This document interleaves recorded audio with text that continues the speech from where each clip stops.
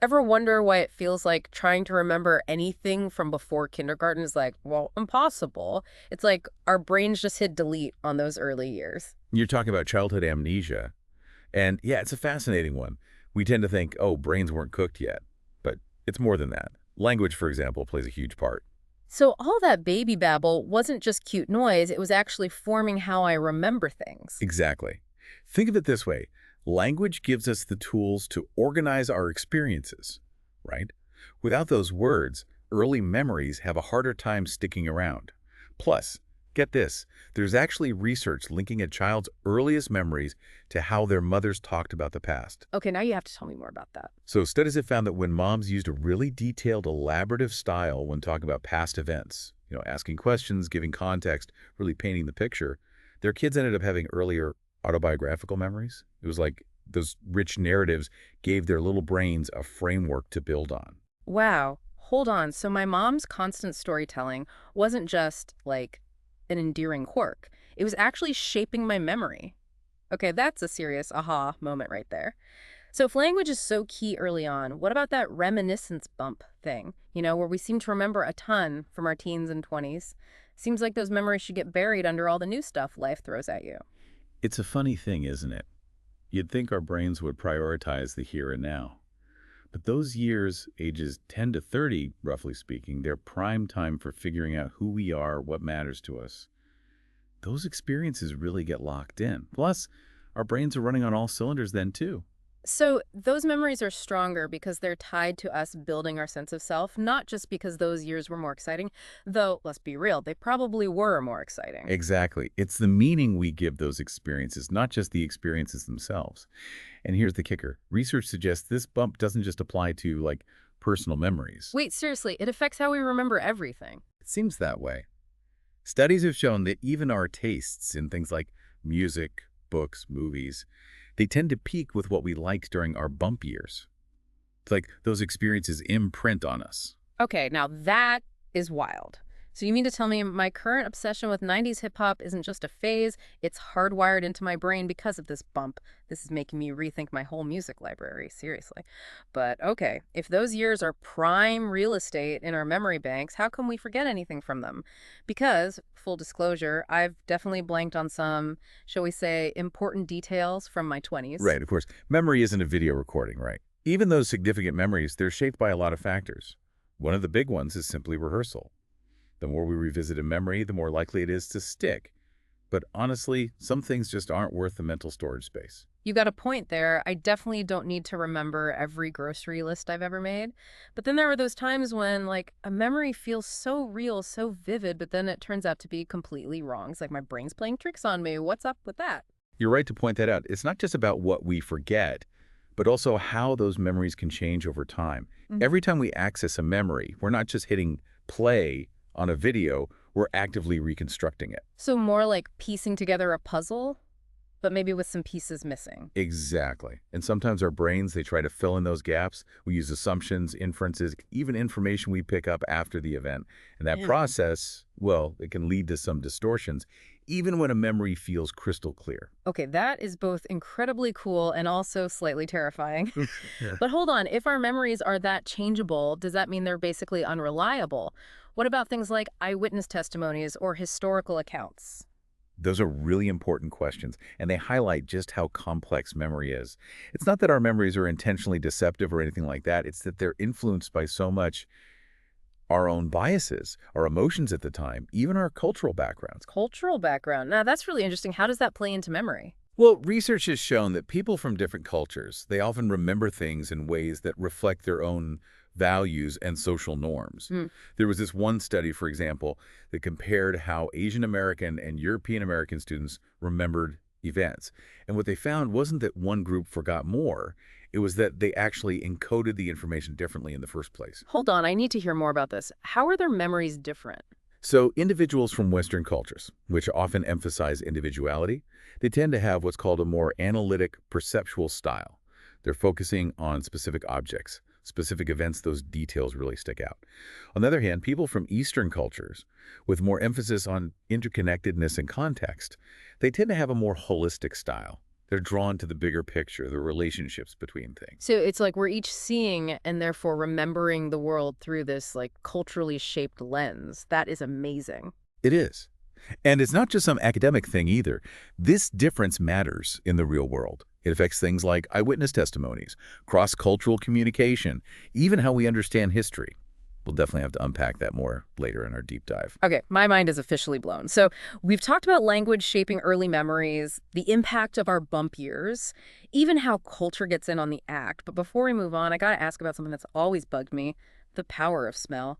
You ever get hit with a certain scent and it just like yanks you back in time? You're totally right. It's like a shortcut to our memories, and not just a nostalgia thing. There's something deeper going on with smells. It's true. Like, someone can describe my grandma's chocolate chip cookies perfectly, but if I get a whiff of them baking, forget it. I'm 8 years old again, sneaking dough in her kitchen. Exactly.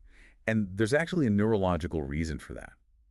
You see, the olfactory bulb, the part of your brain that processes smell, it's directly connected to the amygdala and hippocampus.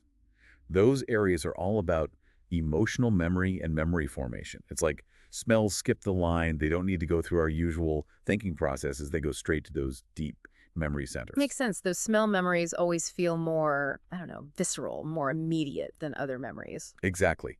And because of that direct line to emotion and memory, smells can trigger those super intense, specific memory flashbacks, those Proustian moments, way more effectively than just seeing a picture or hearing a sound. Proustian moment. Is that just a fancy way of saying those like total sensory flashback things? You got it. It comes from this scene in Marcel Proust's novel, In Search of Lost Time, where the taste of a Madeleine cookie, boom, it unlocks all these childhood memories for the narrator. Okay, so it's not just me. I've got great literature backing up my cookie-induced time travel, but we were talking about how memories can get kind of fuzzy, how we reconstruct them, even distort them. Does that happen with these crazy strong smell memories too? That's a great question. It really gets to the core of how memory works. And here's the thing, as vivid and real as those smell-triggered memories feel, they are still going through that same reconstruction process. We're still piecing them together, and those pieces, well, they can change based on what we know now, how we're feeling, even what we expect to remember. You mean even those super potent smell memories? My brain can still mess with those. It's true. Think of it like this. Say you're remembering a childhood birthday party, right? And it all comes flooding back because of, I don't know, the smell of frosting. You might remember the cake, the presents, but then without realizing it, your brain throws in details from other birthday parties you've had since then, the kind of music you were into later or friends you made in later years. It all blends together, and you end up with a memory that feels totally real, but might not be 100% accurate. Man, that's both super cool and also kind of bumming me out a little. I was hoping smell memories were like the one exception, but it sounds like all our memories, no matter how strong or emotional, they're always kind of in beta. That's a great way to put it. And that actually leads us to another big piece of this whole memory reconstruction thing, the different models that try to explain how we put those memories together. Wait, there are different models for that. I thought it was just like our brains have a filing cabinet and sometimes we misplace a folder. It's way more interesting than that. So one model says that pretty much all memories, even simple ones like remembering a list of words from a few minutes ago, they all get reconstructed basically the same way. So with this model, every time we remember something, we're basically making a brand new version of it in our heads. Pretty much, yeah. It's like when you take a book off the shelf, read it, then put it back. Hmm. The book itself is the same, but your experience of it, your interpretation, maybe even how you remember the order of events, it might be a little different each time. Okay, I think I'm following. What about that other model you mentioned? How's that one work? So this one says that things get even more complex when we're talking about autobiographical memories. Hmm. Those are the ones that are really tied to our personal experiences, our sense of self, all that good stuff. Okay, so these are the memories where it's not just about remembering facts, it's about all those sensory details, the emotions, what it meant to us personally. Exactly. These memories, they're like these giant tapestries. We're constantly weaving in new threads, reworking sections as we change and grow. And because of that constant reconstruction, even our most cherished memories, the ones we hold closest, they're constantly being shaped by who we are right now. So our memories become kind of a reflection of who we are in the present, not just who we were in the past. Whoa, that's actually kind of deep. But then it makes me think about this whole memory distortion thing again, like, Yeah. so we've been talking about how memory can be kind of slippery.